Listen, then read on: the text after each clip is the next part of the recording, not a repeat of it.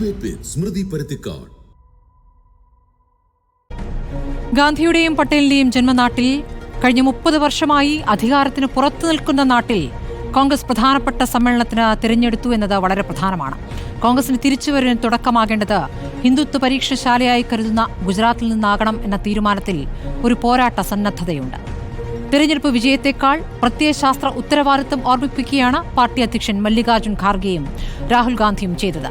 64 വർഷം മുമ്പ് 1961 ഗുജറാത്ത് ഭാവ്നഗറിലെ AICC സമ്മേളനത്തിൽ അന്നത്തെ അധ്യക്ഷൻ സഞ്ജീവ് റെഡ്ഡി പറഞ്ഞത് പൊതു തെരഞ്ഞെടുപ്പിൽ പല പാർട്ടികളിൽ നിന്നും എതിർപ്പുയരാം, 10 വർഷം വരെ അധികാരത്തിലിരുന്നവർ സ്വയം ഒഴിഞ്ഞ് സംഘടനാ പ്രവർത്തനത്തിൽ മുഴുകണമെന്നാണ്. അന്ന് പാർട്ടി ഉന്നത ഫോറങ്ങളിലേക്ക് വോട്ടെടുപ്പുണ്ടായിരുന്നു. എന്നാൽ ഇന്ന് വോട്ടെടുപ്പില്ല എങ്കിലും പാർട്ടിയുടെ മുന്നോട്ടുപോക്കിൽ നേതാക്കൾ വരുത്തേണ്ട മാറ്റം ഖാർഗെ വ്യക്തമായി ഓർമ്മിപ്പിച്ചു. DCCകളെ ശക്തിപ്പെടുത്താനുള്ള തീരുമാനം കേരളത്തിന്റെ പശ്ചാത്തലത്തിലല്ല, കാലങ്ങളായി ഈ സംവിധാനമില്ലാത്ത ഹരിയാന, ഹിമാചൽ പ്രദേശ് തുടങ്ങിയ സംസ്ഥാനങ്ങളിൽ വെച്ചാകണം വായിക്കേണ്ടത്.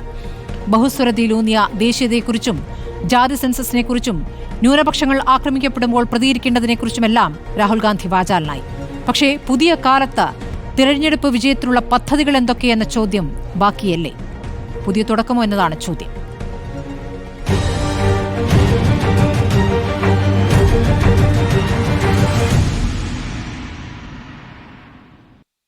എൻ ശ്രീകുമാർ കോൺഗ്രസ് സഹയാത്രികൻ, നിസാം സെയ്ദ് രാഷ്ട്രീയ നിരീക്ഷകൻ, M ജയേന്ദ്രൻ ഇടത് നിരീക്ഷകൻ, ഡോക്ടർ മോഹൻ വർഗീസ് രാഷ്ട്രീയ നിരീക്ഷകൻ എന്നിവരാണ് ചർച്ചയിലുള്ളത്. അത് ഞാൻ അതിഥികളോടെല്ലാം ക്ഷമ ചോദിക്കുകയാണ്. നമുക്ക് അരമണിക്കൂറിൽ ചർച്ച ഒതുക്കേണ്ടി വന്നതിൽ അറിയാമല്ലോ, കേരള യൂണിവേഴ്സിറ്റിയിൽ നടന്ന സംഘർഷം അതിലേക്ക് പോകേണ്ടി വന്നുകൊണ്ടാണ്. ശ്രീ എൻ ശ്രീകുമാർ, അഹമ്മദാബാദ് സമ്മേളനം എന്തു പ്രതീക്ഷയാണ് താങ്കൾക്ക് നൽകുന്നത്? അഹമ്മദാബാദ് സമ്മേളനം കോൺഗ്രസ് മാറ്റത്തിനൊത്ത് പ്രവർത്തിക്കുന്നു എന്നതിൻ്റെ സൂചനയാണ് കൊടുക്കുന്നത്. ദേശീയ തലത്തിൽ BJPക്കുള്ള ഒരു മുന്നറിയിപ്പ് ഗാന്ധി, നെഹ്റു, പട്ടേൽ, അംബേദ്കർ എന്നിവരുടെ ആശയങ്ങളിൽ കോൺഗ്രസ് മുറുകെ പിടിക്കുന്നു എന്നുള്ളതാണ്. കോൺഗ്രസ്സുകാരനല്ലാത്ത അംബേദ്കറെ പോലും കോൺഗ്രസ് ഉൾക്കൊള്ളുന്നു എന്നുള്ളതാണ്. രണ്ടാമത്തെ കാര്യം, ഇന്ത്യയിൽ ദുർബലമായ ഇടതുപക്ഷം, ആ ഇടതുപക്ഷത്തിൻ്റെ അസാന്നിധ്യം കോൺഗ്രസ് നികത്തും എന്ന് സൂചന നൽകുന്നു.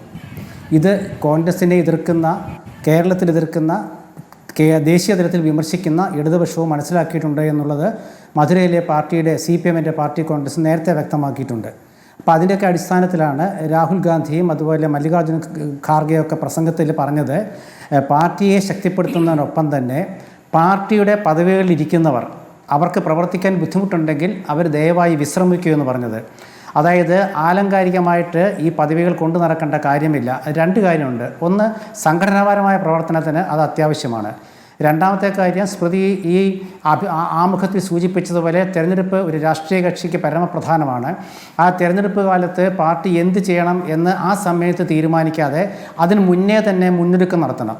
അതുകൊണ്ടാണ് DCC പ്രസിഡന്റുമാർക്ക് കൂടുതൽ അധികാരം നൽകുന്നതെന്നുള്ള അതൊരു സത്യത്തിൽ നമ്മൾ ഉദ്ദേശിക്കുന്ന രീതിയിൽ പ്രാവർത്തികമാക്കാൻ കഴിയുന്ന ഒന്നല്ല. പക്ഷേ അത് നൽകുന്ന സൂചന എന്താണെന്ന് വെച്ചാൽ, ജില്ലാ തലങ്ങളിൽ കോൺഗ്രസിനെ ശക്തിപ്പെടുത്തേണ്ട ചുമതല ജില്ലാ അധ്യക്ഷന്മാർക്കുള്ളതെന്നാണ്. അല്ലാണ്ട് DCC പ്രസിഡന്റുമാർക്കൊരു പരമാധികാരം എന്ന് പറയുമ്പോൾ തെറ്റിദ്ധരിക്കപ്പെടും. അത് ഇന്ത്യയിൽ ഒരിടത്തും പ്രാവർത്തികമാക്കാൻ കഴിയുന്ന ഒന്നല്ല. പക്ഷേ ജില്ലാ കോൺഗ്രസ് കമ്മിറ്റികളിൽ അധിപന്മാരായിരിക്കുന്നവർ അവരുടെ ജില്ലയിൽ ആ പാർട്ടിയെ ശക്തിപ്പെടുത്താനുള്ള എല്ലാ വിധത്തിലുള്ള അധികാരവും ഉപയോഗിക്കണം എന്നാണ് അർത്ഥം. ഇന്നിപ്പോൾ അങ്ങനെ അല്ലല്ലോ. ഇന്നിപ്പോൾ ഒരു പ്രശ്നം ഉണ്ടാവുകയാണെങ്കിൽ നേരെ തരത്തിലേക്ക് അത് വിടുകയാണ്. അതെന്തായാലും ഇനിയും ഉപേക്ഷിക്കണമെന്നാണ് അത് നൽകുന്ന സൂചന. മറ്റുള്ള കാര്യം എന്ന് വെച്ചാൽ, ഇപ്പോൾ ഗാന്ധിജി ആണെങ്കിലും നെഹ്റു ആണെങ്കിലും പട്ടേലാണെങ്കിലും, നെഹ്റുവിനെ CPM BJP പൂർണ്ണമായും തമസ്കരിക്കുന്നു. ഗാന്ധിയൻ തത്വസംഹിത അവർ ഉൾക്കൊണ്ടു എന്ന് പറയുകയും എന്നാൽ ചില ഘട്ടങ്ങളിൽ ഗാന്ധിജിക്കെതിരായ ചില നീക്കങ്ങളെ പ്രോത്സാഹിപ്പിക്കുകയും ചെയ്യുന്നു. അംബേദ്കറെ പരിഹസിക്കുന്നു. ഈ ഒരു സാഹചര്യത്തിൽ ഗാന്ധിയെയും നെഹ്റുവിനെയും പട്ടേലിനെയും, ഒരു കാലത്ത് കോൺഗ്രസിൻ്റെ നട്ടലായിരുന്നു പട്ടേലാണ് RSSനെ നിരോധിച്ചത്. അപ്പോൾ അതൊക്കെ തിരിച്ച് ജനങ്ങളെ ഓർമ്മിപ്പിക്കുകയാണ് കോൺഗ്രസ് ഈ സമ്മേളനത്തിലൂടെ. അഹമ്മദാബാദ്, ഗുജറാത്ത് തിരഞ്ഞെടുത്ത് അതിനുവേണ്ടിയാണ്. അതായത് ഗാന്ധിജിയുടെയും പട്ടേലിൻ്റെ ജന്മനാട്ടിൽ നടക്കുന്ന സമ്മേളനത്തിൽ നെഹ്റുവും പട്ടേലും തമ്മിൽ തർക്കം ഉണ്ടായിരുന്നില്ല. അതുപോലെ ഗാന്ധിജിയുടെ സന്ദേശങ്ങൾക്ക് ഇപ്പോഴും പ്രസക്തമാണ്. അംബേദ്കറെ നെഹ്റു മന്ത്രിസഭയിൽ അംഗമാക്കിയ, കോൺഗ്രസ്സുകാരനായിരുന്നില്ലല്ലോ അംബേദ്കറെ കോൺഗ്രസ് മന്ത്രിസഭയിൽ അംഗമാക്കിയ ആ അംബേദ്കറെ ഇതാ ഞങ്ങളിപ്പോൾ വീണ്ടും അംബേദ്കർ ആശയങ്ങൾ വീണ്ടും കൊണ്ടുവരുന്നത്. അങ്ങനെ എല്ലാ തരത്തിലും സാമൂഹിക നീതി എന്നുള്ളതാണ് കോൺഗ്രസിൻ്റെ ഗുജറാത്തിലെ സമ്മേളനത്തിൻ്റെ മുഖ്യമായ സന്ദേശം. സാമൂഹിക നീതി എന്ന് പറയുമ്പോൾ അതിൽ ജാതി സെൻസസ് വരും, അതുപോലെ തന്നെ മറ്റ് ഘടകങ്ങൾ വരും, അതുപോലെ മതസ്വാതന്ത്ര്യം വരും, വർഗീയതയ്ക്കെതിരായ പോരാട്ടം വരും, ഇതെല്ലാം വരുന്നുണ്ട്. അപ്പോൾ ജാതി സെൻസസ് എന്നുള്ള ഒരു പുതിയ ചിന്ത നമ്മളുടെ നമ്മളുടെ ജയ്പൂർ സമ്മേളനത്തിൽ കോൺഗ്രസിൻ്റെ സമ്മേളനത്തിൽ മുന്നോട്ട് വെച്ചിരുന്നു. സ്മൃതിക്ക് അറിയാമെന്ന് വിചാരിക്കുന്നു. പഴയകാലത്ത് ഇന്ദിരാഗാന്ധി ആ ഒരു കാലഘട്ടത്തിൽ ജാതി സെൻസസിനെ കോൺഗ്രസ് അനുകൂലിച്ചിരുന്നില്ല. പക്ഷേ ഇന്ന് കാലഘട്ടത്തിൻ്റെ ആവശ്യം അതാണെന്ന് മനസ്സിലാക്കുന്നത്. അതുകൊണ്ടാണ് പറഞ്ഞത് മാറ്റമാണ് കോൺഗ്രസ് ഉൾക്കൊള്ളുന്നത്. ആ മാറ്റം ഉൾക്കൊള്ളുന്ന ഒരു നിസ്സാര കാര്യം കൂടി ഞാൻ പറഞ്ഞു വയ്ക്കാം. ടീഷർട്ട് ഇടണം എന്നുള്ള രാഹുൽ ഗാന്ധി ആഹ്വാനം നോക്കൂ, അത് യുവജനങ്ങൾക്കുള്ള ഒരു സന്ദേശം കൂടിയാണ്. അങ്ങനെ എല്ലാ വിധത്തിലും പാർട്ടിയെ സജ്ജമാക്കുക, കേന്ദ്ര ഗവൺമെൻറ്റിനെതിരെ അവരുടെ നിലപാടുകൾക്കെതിരായ നീക്കം ശക്തമാക്കുക. ഇടതുപക്ഷം അത് അവർ വിഷമിക്കേണ്ട കാര്യമില്ല. അവർക്ക് ഊർജ്ജം പകരാൻ ഇന്ത്യൻ നാഷണൽ കോൺഗ്രസ് ആസിയാദ് ഹിമാചൽ ഉണ്ട് എന്ന് ബോധ്യപ്പെടുത്തുക. ഇതാണ് ഗുജറാത്ത് കോൺഗ്രസിൻ്റെ AICC സമ്മേളനം നൽകുന്ന സന്ദേശം. ശരി, ശ്രീ നിസാം സയ്യിദ്, താങ്കൾ എത്രത്തോളം യോജിക്കുന്നുണ്ട് ഈ തിരഞ്ഞെടുപ്പ് കാലത്ത് അല്ലെങ്കിൽ തിരഞ്ഞെടുപ്പിനെ നേരിടാൻ എങ്ങനെ സജ്ജമാകണം എന്ന കൃത്യമായ ആലോചനകൾ യഥാർത്ഥത്തിൽ ഈ സമ്മേളനത്തിൽ ഉയർന്നിട്ടുണ്ട്? ഈ പറയുന്ന പ്രത്യയശാസ്ത്ര വ്യക്തത വരുത്തുന്നു. കാരണം അത് കോൺഗ്രസിനെ സംബന്ധിച്ച് പ്രധാനമാണ്. പ്രധാനപ്പെട്ട നേതാക്കൾക്ക് മാത്രം വേണ്ട കാര്യമല്ല. കോൺഗ്രസിലെ നേതാക്കളാണ് പിന്നീട് BJPയുടെ പ്രധാനപ്പെട്ട നേതാക്കളായി മാറിയിട്ടുള്ളതെന്ന് യാഥാർത്ഥ്യം അവിടെ നിൽക്കുന്നു. മൃദു ഹിന്ദുത്വം എന്നുള്ള ചീത്തപ്പേര് ആവോളം കോൺഗ്രസിനുണ്ട് താനും. അതിനിടയിലാണ് ഇവിടെ ആക്രമിക്കപ്പെടുന്ന ന്യൂനപക്ഷങ്ങൾക്കൊപ്പം നിൽക്കേണ്ട കാര്യം. അത് വഖഫ് ബോർഡ് വിഷയത്തിലായാലും അതോടൊപ്പം ക്രിസ്ത്യൻ പള്ളികൾ ആക്രമിക്കപ്പെട്ട കാര്യത്തിലായാലും ഓർഗനൈസറുടെ ലേഖനത്തിന്റെ കാര്യത്തിലായാലും അദ്ദേഹം രാഹുൽ ഗാന്ധി എടുത്തു പറയുന്നുണ്ട്. പക്ഷേ ഈ പുതിയ കാലത്ത് തിരഞ്ഞെടുപ്പുകളെ എങ്ങനെ നേരിടണം, അതിൽ നമ്മൾ എങ്ങനെ സജ്ജമാകണം എന്നുള്ള നിർദ്ദേശങ്ങൾ ഈ സമ്മേളനത്തിൽ ഉയർന്നു വന്നിട്ടുണ്ടോ?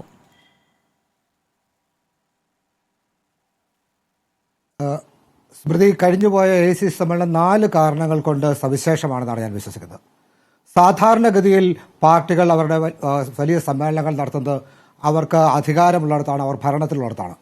ഇവിടെ കോൺഗ്രസ് 30 വർഷമായി അധികാരത്തിന് പുറത്തിരിക്കുന്ന ഒരു സംസ്ഥാനത്ത് AICC സമ്മേളനം നടത്താൻ തീരുമാനിക്കുന്നു എന്നുള്ളത് വെല്ലുവിളികൾ ഏറ്റെടുക്കുവാൻ തയ്യാറായ ഒരു പാർട്ടി എന്ന സന്ദേശം പൊതുവെ പൊതുസമൂഹത്തിന് നൽകുന്നുണ്ട് എന്ന് ഞാൻ കരുതുന്നു.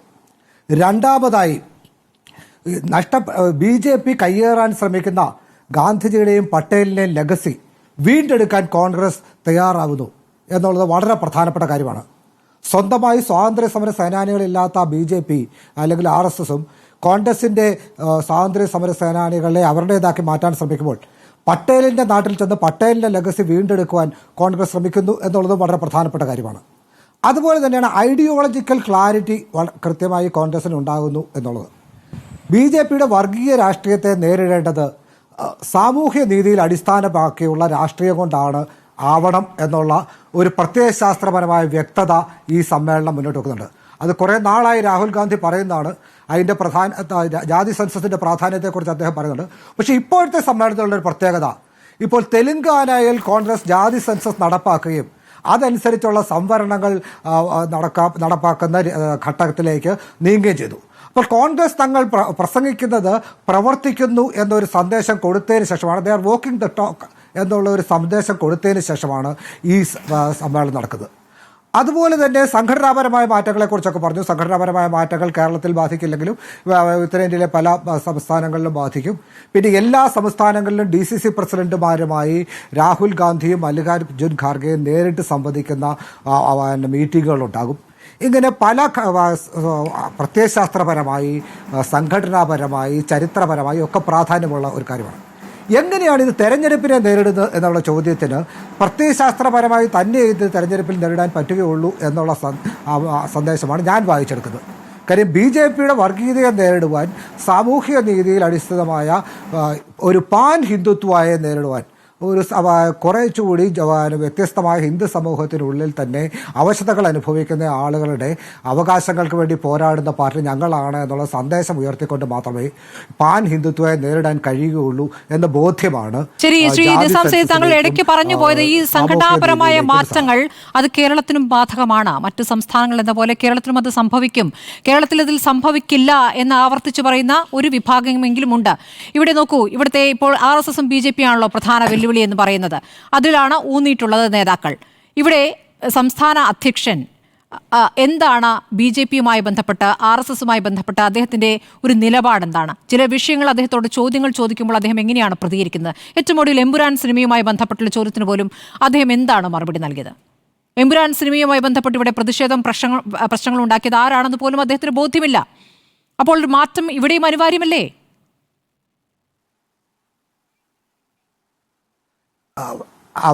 ഞാൻ മനസ്സിലാക്കിയിടത്തോളം RSSനെ സംബന്ധിച്ച് കെ സുധാകരൻ പറഞ്ഞത്, എനിക്ക് വേണമെങ്കിൽ ഞാൻ RSSൽ പോയേനെ, പക്ഷേ ഞാൻ പോകില്ല, എൻ്റെ രാഷ്ട്രീയം അതല്ല എന്നുള്ളതാണ്. ആ ഇൻ്റർവ്യൂവിൻ്റെ മുഴുവൻ ഭാഗവും കണ്ടതിന് ശേഷം എനിക്ക് മനസ്സിലായത്. ആ ഇൻ്റർവ്യൂ എൻ്റെ കയ്യിലുണ്ട്, ഞാൻ വേണമെങ്കിൽ ഞാൻ ശ്രുതിക്കായി. ഞാൻ എമ്പുരാൻ സിനിമയുമായി ബന്ധപ്പെട്ടുള്ള ചോദ്യത്തിനുള്ള മറുപടിയാണ് ഞാൻ ചോദിച്ചത്. എമ്പുരാൻ സിനിമയുമായി ബന്ധപ്പെട്ട് CPM-നെയാണ് അദ്ദേഹം കുറ്റപ്പെടുത്തിയത്. എമ്പുരാൻ സിനിമയുമായി ബന്ധപ്പെട്ട അദ്ദേഹം എന്താണ് പ്രതികരിച്ചതെന്ന് എനിക്കറിയത്തില്ല. പക്ഷേ എമ്പുരാൻ സിനിമ കോൺഗ്രസ് ഏറ്റെടുക്കേണ്ട സിനിമയാണ് എന്നുള്ളതാണ് എൻ്റെ വ്യക്തിപരമായ അഭിപ്രായം. മറ്റെന്തൊക്കെ പ്രശ്നങ്ങളുണ്ടെങ്കിലും കോൺഗ്രസിന് മാത്രമാണ് വർഗീയതയെ ചെറുക്കാൻ കഴിയുന്നത് എന്ന സന്ദേശമാണ് എമ്പുരാൻ നൽകുന്നത് എന്നാണ് ഞാൻ വ്യക്തിപരമായി വിശ്വസിക്കുന്നത്. ശരി, അത് വ്യക്തിപരമായി എന്നല്ല, കോൺഗ്രസിലെ മറ്റു നേതാക്കളൊക്കെ പ്രതികരിച്ചു. ഞാൻ ചോദിക്കുന്നത് ഒരു സോറി ഫിഗർ ആവുക എന്നുള്ളതൊരു പ്രധാനപ്പെട്ട വിഷയമാണല്ലോ. ഇവിടെ സംസ്ഥാന അധ്യക്ഷനാണ്, അതുമായി ബന്ധപ്പെട്ടാണ് ഈ പുനഃസംഘടന എല്ലായിടത്തും നടക്കുന്നു, ഇവിടെ നടക്കാൻ പോകാത്ത ഒരു കാര്യം എന്ന രൂപത്തിൽ അതിനെ അവതരിപ്പിക്കുമ്പോൾ അതുകൂടി വിമർശിക്കപ്പെടേണ്ട എന്നുള്ളതുകൊണ്ടാണ് ഞാൻ അതുകൂടി ചോദിച്ചത്. ഞാൻ ശ്രീ ജയേന്ദ്രനിലേക്ക് പോകുന്നു. ശ്രീ M ജയചന്ദ്രൻ, അഹമ്മദാബാദിൽ നടന്നിരിക്കുന്ന AICC സമ്മേളനത്തെ CPM എങ്ങനെയാണ് കാണുന്നത്? കാരണം പ്രധാന ശത്രു BJP-യും RSS-ഉമാണ്. അതിനെതിരെയാണ് ആ രണ്ട് പാർട്ടി, ആ സംവിധാനങ്ങൾക്കെതിരെയാണ് ഇവിടെ പ്രവർത്തിക്കേണ്ടത്. ഇവിടെ പ്രത്യയശാസ്ത്ര വ്യക്തത വരുത്തുന്നു. എന്താണ് നമ്മുടെ നിലപാട് എന്ന്, മൃദു ഹിന്ദുത്വമല്ല നിലപാടെന്ന് കൃത്യമായി പറയുന്നു രാഹുൽ ഗാന്ധി. അതിനെ എങ്ങനെയാണ് CPM കാണുന്നത്? ഇവിടെ ശ്രീ N. ശ്രീകുമാർ പറഞ്ഞതുപോലെ കോൺഗ്രസ് പുനരുജ്ജീവിപ്പിച്ച് നല്ല നിലയിലേക്ക് ഒരു പാർട്ടിയായിട്ട് വരുന്നതിൽ അത് നല്ല കാര്യമാണ്, ആഹ്ലാദിക്കുന്ന ഒരാളാണ് ഞാൻ. പക്ഷേ പ്രത്യയശാസ്ത്ര വ്യക്തത ഉണ്ട് എന്ന് പറയുമ്പോൾ ആണ് ചില സംശയങ്ങൾ സ്വാഭാവികമായും ഉയരുന്നത്.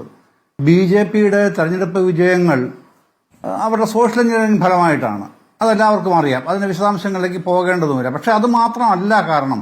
BJP വിജയിക്കുന്നത് അവരുടെ ജനപിന്തുണയുടെയോ വികസന പ്രവർത്തനങ്ങളുടെയോ മാത്രം അടിസ്ഥാനത്തിലുള്ളതല്ല എന്നുള്ള ഒരു ഐഡിയോളജിക്കൽ ക്ലാരിറ്റി ഈ സമ്മേളനത്തിൽ ഇതുവരെ കണ്ടില്ല. ഞാൻ ഉദ്ദേശിക്കുന്നത് ആഗോള ധനമൂലധനത്തിന്റെ, കോർപ്പറേറ്റ് മൂലധനത്തിന്റെയും ആഗോള ധനശക്തികളുടെയും കേന്ദ്രീകരണം ഇന്ത്യയിൽ 2014 മുതൽ വൻതോതിൽ നടക്കുന്നുണ്ട് എന്ന് എത്രയോ റിപ്പോർട്ടുകൾ നമ്മുടെ മുമ്പിലുണ്ട്. അപ്പോൾ ഈ ആഗോള കോർപ്പറേറ്റ് ശക്തികൾ ഇന്ത്യൻ രാഷ്ട്രീയത്തിൽ ഇടപെടുന്നതിന്റെ വിവിധ മാനങ്ങളും കാര്യങ്ങളൊക്കെ അറിയുകയും ചെയ്യാം. എങ്ങനെയാണ് അവർ മോദിയെ വിശേഷിപ്പിക്കുന്നത്, മോദി സർക്കാരിനെ വിശേഷിപ്പിക്കുന്നത് സ്റ്റേബിൾ, ഈ പ്രോ ഡെവലപ്മെന്റ് എന്നൊക്കെ പറഞ്ഞാണല്ലോ വിശേഷിപ്പിക്കുന്നത്. അത്തരം കാര്യങ്ങളെ സംബന്ധിച്ച് ഇതുവരെ ഒരു തരത്തിലും ഈ AICC സമ്മേളനം ഒരു ചർച്ച നടത്തുകയോ അത്തരത്തിലുള്ള പ്രഖ്യാപനം വരികയോ ചെയ്തതായിട്ട് ഞാൻ കണ്ടിട്ടില്ല. ഇതുവരെ എൻ്റെ മുമ്പിൽ അങ്ങനെ സാധനം വന്നിട്ടില്ല. ഞാൻ വിവിധ മാധ്യമങ്ങളിൽ, പ്രിന്റ് മീഡിയയിലും ഇലക്ട്രോണിക് മീഡിയയിലും നോക്കുകയും ചെയ്തു അത് സംബന്ധിച്ച് എന്തെങ്കിലും വരുന്നുണ്ടോ എന്നുള്ളത്. പക്ഷെ അങ്ങനെ വന്നിട്ടില്ല. അത്തരത്തിൽ പ്രശ്നം അത് തന്നെയാണ് സ്മൃതി. ഈ കോർപ്പറേറ്റ് ആഗോള ധനമൂലധനം എങ്ങനെയാണ് ഇന്ത്യൻ രാഷ്ട്രീയത്തിൽ കഴിഞ്ഞ 10 വർഷങ്ങളായി ഇടപെട്ടുകൊണ്ടിരിക്കുന്നത് അറിയാത്ത ആളല്ല കോൺഗ്രസിലെ ഒരാളും. പക്ഷേ അല്ല, അതല്ല പ്രശ്നം. അദാനി അംബാനി അല്ല പ്രശ്നമെന്നേ. ഈ പ്രധാനപ്പെട്ട വിമർശനം വരുന്ന ആ വിമർശനം ശക്തി പ്രാപിക്കുന്ന വേളയാണ് ഇപ്പോൾ. എന്താണെന്നറിയാമോ? 2014 അല്ല, 2025 കോൺഗ്രസ് ഒരു പ്രതിപക്ഷമായി നിൽക്കേണ്ടത് BJP-യുടെ കൂടെ ആവശ്യമാണ് എന്ന തരത്തിലുള്ള ചർച്ചകളാണ് ഉയർന്നു വരുന്നത്. അപ്പോൾ കാരണം പ്രതിപക്ഷമില്ലാത്ത ഒരു ഭരണമല്ല BJP ആഗ്രഹിക്കേണ്ടത് എന്നാണ് കോർപ്പറേറ്റ് ലോകം ആഗ്രഹിക്കുന്നത്. അവരുടെ താല്പര്യവും അതാണ്. അതിനനുസരിച്ച് കോൺഗ്രസിന് വിജയിക്കാൻ കഴിയുമായിരുന്ന സീറ്റുകൾ പോലും, അല്ലെങ്കിൽ 2-3% വ്യത്യാസത്തിൽ വന്നിരുന്നെങ്കിൽ 2024 ഇലക്ഷൻ റിസൾട്ട് എങ്ങനെയാകുമായിരുന്നു എന്നുള്ള വളരെ സീരിയസ് ആയിട്ടുള്ള ചർച്ചകൾ നടക്കുന്ന സമയം കൂടെയാണിത്. അപ്പോൾ കോൺഗ്രസ് എങ്ങനെയാണ് തോറ്റു കൊടുത്തത് എന്ന ചർച്ചകൾ വരുന്ന സമയത്ത് കോൺഗ്രസിന്റെ AICC സമ്മേളനം നടക്കുമ്പോൾ അങ്ങനെയല്ല, കോൺഗ്രസിന്റെ പൊളിറ്റിക്കൽ പൊസിഷൻ ഇങ്ങനെയാണ് എന്ന് പറയേണ്ടതിന്റെ ഉത്തരവാദിത്വം ആ രാഷ്ട്രീയ നേതൃത്വത്തിനാണ് ഉള്ളത്. അത്തരത്തിലുള്ള പൊളിറ്റിക്കൽ പൊസിഷനിങ് കണ്ടില്ല എന്നാണ് ഞാൻ പറഞ്ഞത്. അത് കോൺഗ്രസ് തോറ്റു കൊടുക്കുകയാണോ ഇല്ലയോ എന്നുള്ള വേറെ ചർച്ചാ വിഷയമാണെങ്കിലും അത്തരത്തിലുള്ള ചർച്ചകൾ ഉയർന്നു വരുന്നത് കോൺഗ്രസിന് ഗുണകരമാണോ ഇല്ലയോ എന്നുള്ളത് പരിശോധിക്കുകയും മറുപടി പറയുകയും ചെയ്യേണ്ട ഉത്തരവാദിത്തം അവർക്കാണ്. മറ്റു പ്രധാനപ്പെട്ട കാര്യം, ഈ കർണാടക മുഖ്യമന്ത്രി സിദ്ധരാമയ്യ AICC സമ്മേളനത്തിൽ കർണാടക മോഡൽ എന്ന് പറഞ്ഞൊരു മോഡൽ തന്നെ ആവിഷ്കരിക്കുകയാണല്ലോ നമ്മൾ കാണുന്നത്. ഒരു കർണാടക മോഡൽ ആവിഷ്കരിച്ചിട്ട് ഇതാണ് താഴെത്തട്ടിലേക്ക് നടപ്പാക്കേണ്ടത്, അങ്ങനെ ഇത് നടപ്പാക്കി കഴിഞ്ഞാൽ സംസ്ഥാനങ്ങൾക്ക് നമുക്ക് തിരിച്ചു വരാൻ എളുപ്പമാണ് എന്നാണ് അദ്ദേഹം പറയുന്നത്. ഇത് പറയുന്ന ഇന്നലെയാണ് അദ്ദേഹം AICC പറയുന്നത്. ആ സമ്മേളനത്തിൽ ഇത് പറയുന്ന അതേ ഘട്ടത്തിൽ തന്നെ ബംഗളൂരുവിൽ അദ്ദേഹത്തിന് സാമ്പത്തിക ഉപദേഷ്ടാവ് രാമണ്ണ റെഡ്ഡി എന്ന് പറയുന്ന അദ്ദേഹത്തിന് സാമ്പത്തിക ഉപദേഷ്ടാവ് പറയുന്നത് ഇന്ത്യൻ സംസ്ഥാനങ്ങൾ ഏറ്റവും കൂടുതൽ കറപ്റ്റഡ് ആയിട്ടുള്ള, ഏറ്റവും കൂടുതൽ അഴിവ് നടക്കുന്ന സംസ്ഥാനങ്ങൾ 1-ാം സ്ഥാനം കർണാടകയ്ക്കാണെന്ന് സിദ്ധരാമയ്യയുടെ സാമ്പത്തിക ഉപദേഷ്ടാവ് പരസ്യമായി പറയുകയാണ്. അത് നമ്മൾ കാണുകയാണ്.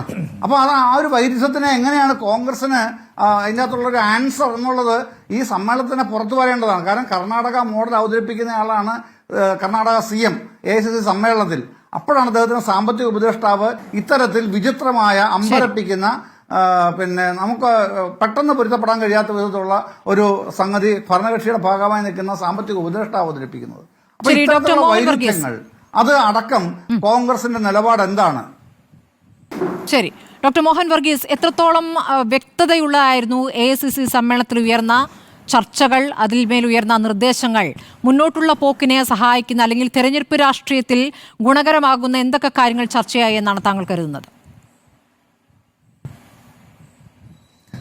സ്മൃതി, ഒരു ദിശാബോധം നൽകത്തക്ക ഒരു സമ്മേളനമാണ്, അതിൻ്റെ തീരുമാനങ്ങളാണ്, അതിൻ്റെ പ്രഖ്യാപനങ്ങളാണ് വന്നത് എന്നാണ് കോൺഗ്രസ് കേന്ദ്രങ്ങളിൽ നിന്നും ആത്മവിശ്വാസം പ്രകടിപ്പിക്കുന്നത്.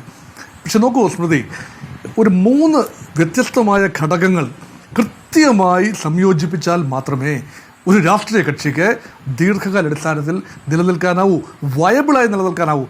ഒന്ന്, ആ കക്ഷി പ്രതിനിധാനം ചെയ്യുന്ന പ്രത്യയശാസ്ത്രത്തിന് ഒരു ക്ലാരിറ്റി ഉണ്ടാകണം, കൃത്യമായ ഒരു പ്രത്യയശാസ്ത്രം.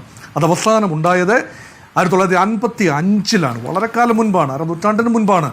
1955 ആവടി സെഷനിൽ ഡെമോക്രാറ്റിക് സോഷ്യലിസം, അതായത് establishment of a socialist pattern of society through democratic means, ജനാധിപത്യപരമായ മാർഗം ഉപയോഗിച്ച് ഒരു സോഷ്യലിസ്റ്റ് സമൂഹം കെട്ടിപ്പടുക്കുക.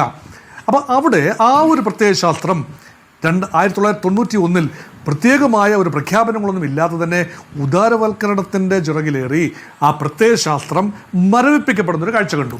അതുകൊണ്ട് ആ ഒരു സോഷ്യലിസ്റ്റ് ആദർശം ഭരണഘടനയിൽ 76-ാം ഭേദഗതിയിലൂടെ കൊണ്ടുവന്നുവെങ്കിലും ആ ഒരു ആദർശം പ്രൈവറ്റ് ക്യാപിറ്റലിൻ്റെ, global capital, Shri Jayachandran sir സൂചിപ്പിച്ചതുപോലെയുള്ള ഗ്ലോബൽ ക്യാപിറ്റലിൻ്റെയൊക്കെ കടന്നതിനെക്കുറിച്ചുള്ള നിലപാട് അതിൽ കൃത്യതയില്ലാതെ പോകുന്നു. അവിടെ നഷ്ടപ്പെട്ടു പോകുന്ന പ്രത്യയശാസ്ത്ര ക്ലാരിറ്റി അത് പൂർണ്ണമായി തിരിച്ചുപിടിക്കാൻ കഴിയുന്നില്ല. അതാണ് ഒരു കാര്യം. രണ്ടാമത്തെ ഒരു വയബിലിറ്റി ഫാക്ടർ എന്ന് പറയുന്നത് കൃത്യമായ രാഷ്ട്രീയം പറയാൻ കഴിയണം. ഒരു രാഷ്ട്രീയ കക്ഷിക്ക് കൃത്യമായ രാഷ്ട്രീയം ഉണ്ടാകണം. അത് മാറ്റി മാറ്റി പറയുന്നതാവരുത്. ന്യൂനപക്ഷങ്ങളോടുള്ള നിലപാട്, ദളിതരോടുള്ള നിലപാട്, അതിൻ്റെ അടിസ്ഥാനത്തിൽ ഉരുത്തിരിഞ്ഞു വരേണ്ട ഒരു വോട്ട് ബാങ്ക് പൊളിറ്റിക്സോ അല്ലെങ്കിൽ ഇലക്ട്രൽ പൊളിറ്റിക്സോ ഇത് കൃത്യമായി പറയാൻ കഴിയണം. അതിൻ്റെ ഭാഗത്ത് നിർണായകമായ ഒരു നീക്കം നടത്തിയതായി എനിക്ക് തോന്നുന്നു. അതായത് ഇന്ത്യയിൽ ഏറ്റവും വലിയ ഒരു പോളിംഗ് ഫോഴ്സ് അല്ലെങ്കിൽ ഒരു ജനവിഭാഗം എന്ന് പറയുന്നത് വിവിധ അവാന്തര വിഭാഗങ്ങളായി ചിതറി നിൽക്കുന്ന OBC ആണ്. മുസ്ലിം ഇതര OBC, അത് ഹൈന്ദവ സമുദായത്തിൽപ്പെടുന്ന OBCകൾ ഏതാണ്ട് 60% വിവിധ സംസ്ഥാനങ്ങളിൽ ഏറെയും കുറഞ്ഞു വരിക്കും. ഈ OBC വോട്ട് ഏറെക്കാലമായി കോൺഗ്രസിന് അന്യമായിരിക്കുകയാണ്. പ്രത്യേകിച്ച് നരേന്ദ്രമോദി മോദ്ഗഞ്ച് കമ്മ്യൂണിറ്റിയിൽ നിന്ന് വരുന്ന ഒരു OBC കമ്മ്യൂണിറ്റിയിൽ നിന്ന് കൂടെ വരുന്ന ഒരു പ്രധാനമന്ത്രി, അദ്ദേഹത്തിൻ്റെ ഒരു വലിയ പ്രഭാവത്തിന് നാളുകളായിരുന്നു കഴിഞ്ഞ ഒരു ദശകമെങ്കിലും. അതുകൊണ്ട് OBC വോട്ട് ബാങ്ക് സിസ്റ്റമാറ്റിക്കായിട്ട് കോൺഗ്രസിൽ നിന്ന് നഷ്ടപ്പെട്ടു. മുൻപും അത്ര സ്ട്രോങ് ആയിരുന്നില്ല. അതുകൊണ്ട് കോൺഗ്രസ് അതിൻ്റെ സഖ്യകക്ഷികളുടെ ഒരു കെയർ ഓഫിൽ മാത്രമാണ്. ഉത്തർപ്രദേശിൽ സമാജ്വാദി പാർട്ടി, ബീഹാറിൽ രാഷ്ട്രീയ ജനതാദൾ, തമിഴ്നാട്ടിൽ DMK, ഇങ്ങനെയൊക്കെയുള്ള പാർട്ടികളുടെ ഒരു കെയർ ഓഫിൽ മാത്രമേ OBC വിഭാഗത്തിലേക്ക് കോൺഗ്രസിന് ഇറങ്ങാൻ കഴിയുന്നുള്ളൂ. പക്ഷേ സ്വന്തമായി ഒരു OBC അടിത്തറ രൂപീകരിക്കണം എങ്കിൽ മുൻകാലത്തെ ചില സോഷ്യൽ എഞ്ചിനീയറിംഗ് ഫോർമുല പുനഃസ്ഥാപിച്ചെടുക്കേണ്ടതുണ്ട്. ഗുജറാത്തിൽ നിന്ന് തന്നെ തുടങ്ങുന്നതിൻ്റെ ഒരടിസ്ഥാനം ഗാന്ധിജിയുടെയും പട്ടേലിൻ്റെയും നാടാണെന്നതോ നരേന്ദ്രമോദിയും അമിത്ഷായും നിറഞ്ഞു നിൽക്കുന്ന ഒരു കളത്തിൽ take the fight to the opposition എന്നതുകൊണ്ടാണ് എന്നത് ഒരു ചെറിയ കണക്ക് മാത്രമാണ്. പക്ഷേ അതിനേക്കാൾ വലുത് ഗുജറാത്തിൽ കോൺഗ്രസ് പരീക്ഷിച്ച് വിജയിച്ച ഒരു മുൻകാല ഫോർമുലയുണ്ട്. ഖം എന്ന് പറയും, KHAM, ക്ഷത്രിയ, ഹരിജൻ, ആദിവാസി, മുസ്ലിം. ഇതൊരു സോഷ്യൽ എഞ്ചിനീയറിംഗ് ആണ്, ഇത് സോഷ്യൽ കോലീഷനാണ്. വേറെക്കാലം ഗുജറാത്തിൽ വിജയിച്ച ഒരു ഫോർമുലയാണ്. പക്ഷെ കഴിഞ്ഞ 30 വർഷമായി ഖം എന്ന ഫോർമുലയിലേക്ക് എത്തി നോക്കാൻ കഴിയുന്നില്ല. അതുകൊണ്ട് കാസ്റ്റ് സെൻസസിലൂടെ നഷ്ടപ്പെട്ടു പോയ OBC വോട്ടുകൾ തിരിച്ചു കൊണ്ടുവരണം എന്ന ഒരു വലിയ ചിന്ത അത് കുറേ കാലമായിട്ട് ആർട്ടിക്കുലേറ്റ് ചെയ്യുന്നുണ്ട്. കുറച്ചുകൂടി വ്യക്തതയോടുകൂടി രാഹുൽ ഗാന്ധി ആർട്ടിക്കുലേറ്റ് ചെയ്തു. അത് മാത്രമല്ല, രാഹുൽ ഗാന്ധി പറഞ്ഞു 2011 നഷ്ടപ്പെട്ടു ഒരു അവസരമുണ്ടായിരുന്നു. അവസാന സെൻസസ് നടന്ന 2011 അന്നത്തെ ജനസംഖ്യാ കണക്കിലെ OBCയുടെ കണക്കുകൾ എന്തുകൊണ്ട് പുറത്തുവിട്ടില്ല? അന്ന് മൻമോഹൻ സിംഗിനായിരുന്നു പ്രധാനമന്ത്രി. ആ ഒരു കാര്യം രാഹുൽ ഗാന്ധി വൈകി എത്തിയ ഒരു തിരിച്ചറിവ് എന്ന രീതിയിൽ പറയുന്നത് കണ്ടു. അതുകൊണ്ട് തീർച്ചയായും ഉന്നം എന്ന് പറഞ്ഞാൽ ഇന്ത്യ ഭരിക്കണമെങ്കിൽ കോൺഗ്രസ് പാർട്ടിക്ക് OBC വോട്ട് നഷ്ടപ്പെടുത്താനാവില്ല. ദളിതുകളുടെയും ആദിവാസികളുടെയും ന്യൂനപക്ഷങ്ങളുടെയും മാത്രം പിൻബലത്തിൽ ഒരിക്കലും ഭൂരിപക്ഷത്തിലേക്ക് എത്താനാവില്ല എന്നൊരു തിരിച്ചറിവ്. അത് രണ്ടാം കാര്യം. മൂന്നാമത്തെ കാര്യം ഇതിനേക്കാൾ പ്രധാനമാണ്. ഇതെല്ലാം ഉണ്ടെങ്കിലും പ്രത്യയശാസ്ത്രവുമുണ്ട്, രാഷ്ട്രീയമുണ്ടെങ്കിലും ജനങ്ങളിലേക്ക് ഇറങ്ങണമെങ്കിൽ സംഘടനാപരമായ ഒരു അടിത്തറ ഉണ്ടാകണം. ആ അടിത്തറ ഇല്ലാതെ ഇപ്പം ഒലിച്ചു പോയിരിക്കണം. ഉത്തർപ്രദേശിലെയും നോർത്ത് ഇന്ത്യയിലെ മിക്ക സംസ്ഥാനങ്ങളിൽ, ഗുജറാത്തിൽ പോലും കോൺഗ്രസിൻ്റെ ഓർഗനൈസേഷണൽ ബേസ് നഷ്ടപ്പെട്ടിരിക്കുന്നു, ഏതാണ്ട് പൂർണ്ണമായി നഷ്ടപ്പെട്ടിരിക്കുന്നു ചില സംഘടന. അതുകൊണ്ടാണ് DCC തലത്തിൽ, അതിനേക്കാൾ ചെറിയ തലത്തിൽ പുനഃസംഘടിപ്പിക്കേണ്ടതുണ്ട്. അതുകൊണ്ട് കോൺഗ്രസിൻ്റെ സാന്നിധ്യം, ബൂത്തിലിരിക്കാൻ കോൺഗ്രസ്സുകാരെ കിട്ടുന്നില്ല. അത് കേരളത്തിൽ പോലുള്ള പരിഭവമാണ്. വേണ്ട രീതിയിൽ ഇലക്ഷൻ മാനേജ് ചെയ്യുന്നത്, ഇലക്ഷൻ ഡേ ഡൈനാമിക്സ്, ഇലക്ഷൻ മുമ്പുള്ള പ്രചരണം, അത് മാത്രമല്ല വോട്ട് മാനേജ്മെന്റ്, ഇത് സാധിക്കുന്നില്ല. അതുകൊണ്ട് സമഗ്രമായ അഴിച്ചുപണി, ഒരുതരം പെർസെൻറ്റേജ് പോളിറ്റിക്സോ പേട്രണേജ് പോളിറ്റിക്സോ അല്ല ഇവിടെ ഉദ്ദേശിക്കുന്നത്. Merit based appointment of the DCC secretary, പഴയ തഴമ്പും പറഞ്ഞൊന്നും നേതാക്കൾക്ക് ഇരിക്കാൻ പറ്റില്ല, പ്രവർത്തിച്ചു കാണിക്കണം, അങ്ങനെ പ്രവർത്തിക്കാത്തവർ വേണ്ട എന്ന് വളരെ വ്യക്തമായി ഖാർഗെ പറഞ്ഞിട്ടുമുണ്ട്. ശ്രീ ശ്രീകുമാർ, ഇപ്പോൾ DCC അധ്യക്ഷന്മാരെ ശക്തരാക്കുക എന്നുള്ളൊരു പ്രധാനപ്പെട്ട തീരുമാനം ഉണ്ടാകുന്നുണ്ട്. അത് മുകുൾ വാസ്നിക് കമ്മിറ്റി ഒരു പഠനം നടത്തി, അത് ആ പഠനത്തിൻ്റെ അടിസ്ഥാനത്തിലൊരു ആലോചനയിലേക്കാണ് പോയിട്ടുള്ളത്. ഇപ്പോൾ കേരളത്തിൻ്റെ പശ്ചാത്തലത്തിൽ തന്നെ കാണേണ്ടതില്ല. വിവിധ സംസ്ഥാനങ്ങളിൽ, ഇപ്പോൾ ഹരിയാന പോലുള്ള സംസ്ഥാനങ്ങളിലൊക്കെ 10 വർഷമായി DCCകളില്ല. പിരിച്ചുവിട്ട ശേഷം പുനഃസംഘടിപ്പിച്ചിട്ടില്ലാത്ത സംസ്ഥാനങ്ങളാണ്. അവിടെ പല തെരഞ്ഞെടുപ്പുകൾ നേരിട്ടു, അതിലൊക്കെ പരാജയം നേരിട്ടു. എന്നിട്ടും അങ്ങനെ ഒരു ആലോചനയിലേക്ക് അന്ന് പോയിരുന്നില്ല. അപ്പോൾ അത് ഒരു പ്രധാനപ്പെട്ട കാര്യമാവുകയാണോ? അവിടെ നിന്ന് അങ്ങോട്ട് DCCകൾ അതിന് താഴെ തട്ടിൽ ചെയ്യേണ്ട കാര്യങ്ങളടക്കം കൃത്യമായി നിർദ്ദേശിക്കുന്നുണ്ട്. അത് എത്ര ഫലപ്രദമായി വളരെ വേഗത്തിൽ ഈ 2025 നടപ്പാക്കേണ്ടത്? കാരണം ഇത് തെരഞ്ഞെടുപ്പില്ലാത്ത വർഷം, ഈ വർഷം ചെയ്യേണ്ട കാര്യങ്ങളാണ്. 2025 കോൺഗ്രസിൻ്റെ പുനഃസംഘടനാ വർഷമായിട്ട് കോൺഗ്രസ് പ്രഖ്യാപിച്ചിട്ടുണ്ട് സംഘടനാപരമായിട്ട്. അപ്പോൾ അതുകൊണ്ട് ഞാൻ ആദ്യമേ തന്നെ പറഞ്ഞത് DCC പ്രസിഡന്റുമാരെ അവരെ ശാക്തീകരിക്കുക എന്ന് വെച്ചാൽ അവർക്കിപ്പോൾ അധികാരമുണ്ട്. ഈ അധികാരം അവർ പ്രയോഗിക്കാതെ പല DCCകളും നിഷ്പ്രഭമാകുന്ന ഒരു കാഴ്ചയുണ്ട്. അത് കേരളത്തിലുണ്ട്, ഇല്ലെന്ന് പറയാൻ പറ്റില്ല. ഇപ്പോൾ കേരളത്തിലെ 14 ജില്ലകൾ എടുത്തു നോക്കിയാൽ എറണാകുളം DCC പോലെ പ്രവർത്തിക്കുന്ന മറ്റേതെങ്കിലും DCC ചൂണ്ടിക്കാണിക്കാൻ പറ്റും. ഞാൻ വെറുതെ ഒരു ഉദാഹരണം പറഞ്ഞാണ്. അപ്പോൾ അതുകൊണ്ട് അങ്ങനെ എല്ലാ DCCകളും, രാജ്യവ്യാപകമായ DCCകളുടെ പുനഃസംഘടന എന്ന് പറയുന്നത് അതുകൊണ്ടാണ്. അതായത് DCC പ്രസിഡന്റുമാർക്ക് അധികാരം കൊടുക്കുകയെന്ന് വെച്ചാൽ ആ ജില്ലകളിലെ പാർട്ടിയുടെ പ്രവർത്തനം ഏകോപിപ്പിക്കുക എന്നുള്ളതാണ് അതിൻ്റെ അർത്ഥം. ഇവിടെ അതിനിടയ്ക്ക് ഏതാണ് സ്മൃതിയുടെ ചോദ്യത്തിനുള്ള ഉത്തരം. രണ്ടാമത്തെ കാര്യം, തെരഞ്ഞെടുപ്പിൽ എത്ര പാർട്ടി സജ്ജമാണെങ്കിലും ശരി, വളരെ സുപ്രധാനമായ ഒരു പ്രഖ്യാപനം മല്ലികാർജ്ജുന ഖാർഗെ ഗുജറാത്തിൽ പറഞ്ഞിട്ടുണ്ട്, ബാലറ്റിലേക്ക് മടങ്ങുക എന്നുള്ളത്. ഈ വികസിത രാജ്യങ്ങൾ പോലും ബാലറ്റിലേക്ക് മടങ്ങുന്ന ഒരു കാഴ്ചയുണ്ട്. അപ്പോൾ അതുകൊണ്ട് അവർ മഹാരാഷ്ട്രയിലെ തെരഞ്ഞെടുപ്പ് ഫലം ഉദാഹരണമായി ചൂണ്ടിക്കാണിക്കുന്നു.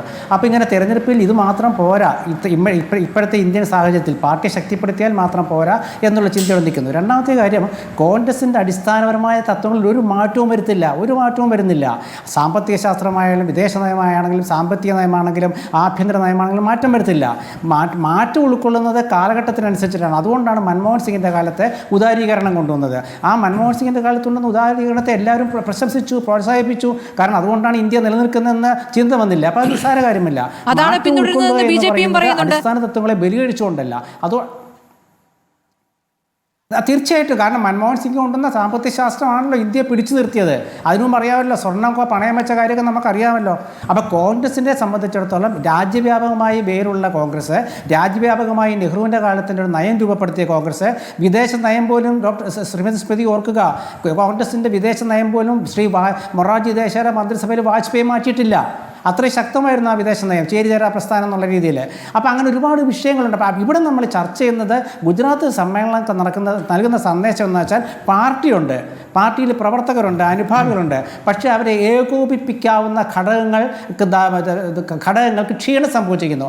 ആ ക്ഷീണം നികത്തണമെങ്കിൽ നിങ്ങൾ വെറുതെ പദവിയിലിരുന്നിട്ട് കാര്യമില്ല, നിങ്ങൾ പ്രവർത്തിക്കാത്തവർ മാറി നിൽക്കൂ. ഇത് വലിയൊരു മുന്നറിയിപ്പ് കൂടിയാണ്. ഈ മുന്നറിയിപ്പ് അവഗണിക്കുകയാണെങ്കിൽ ആ നേതാവ് ആ സ്ഥാനത്തുണ്ടാവില്ല. അതുകൊണ്ടാണ് അതുകൊണ്ടാണ് പറഞ്ഞത് കേരളത്തിലടക്കം ഒന്നുകിൽ മുകളിൽ നിന്ന് താഴേക്ക് അല്ലെ താഴെ നിന്ന് മുകളിലേക്ക് ഒരു പുനഃസംഘടന ഉണ്ടാകും. പുനഃസംഘടന ഇല്ലാതെ ഒരു പാർട്ടിക്കും മുന്നോട്ട് പോകാൻ പറ്റില്ല. മാത്രമല്ല കാലത്തിനനുസരിച്ച് നയം മാറണം. അത് തന്നെയാണല്ലോ മാർക്സും പറഞ്ഞിരിക്കുന്നത്.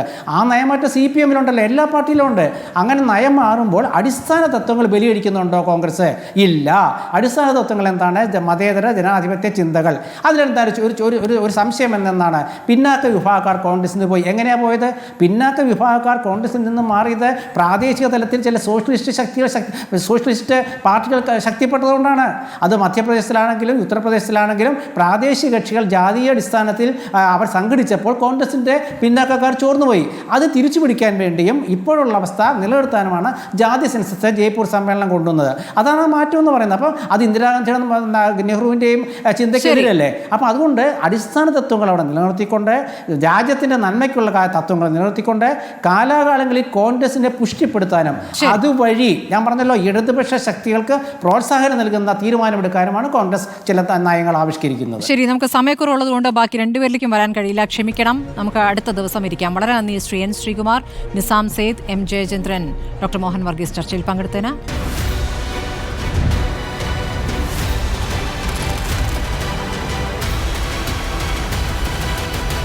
ഡിബേറ്റ് വിത്ത് സ്മൃതി പരുത്തിക്കാട്.